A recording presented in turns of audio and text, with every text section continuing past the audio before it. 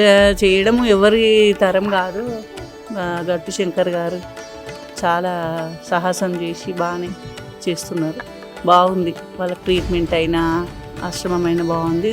గుడికి మా వంతు సాయం చేసినాం. మళ్ళీ మాకు వీలైతే మళ్ళీ తప్పకుండా వస్తాం. చాలా సంతోషం. వాతావరణం బాగుంది. వాళ్ళని చేయడం కూడా వాళ్ళని మెయింటెనెన్స్ చేయడం ఎంత కష్టము.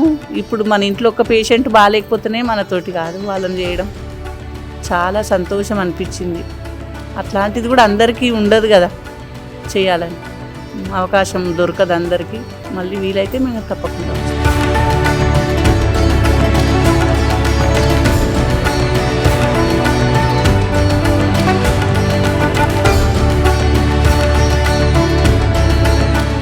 అమ్మా నాన్న అనాథ ఆశ్రమంలో జీవిస్తున్న అభాగ్యుల అన్నదానానికై తోచిన సాయం చేసి ఈ నిర్భాగ్యుల ఆకలి తీర్చి వారి కన్నీళ్లు తొడవండి.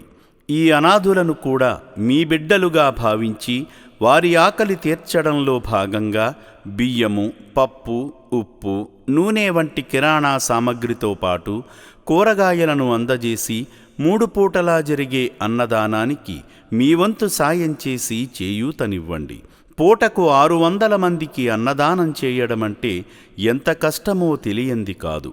ఈ అనాథుల ఆకలి బాధలకు చెలించి మీరు చేస్తున్న సాయం వల్లనే ఈ అన్నదాన యజ్ఞం నిర్విరామంగా కొనసాగుతుంది.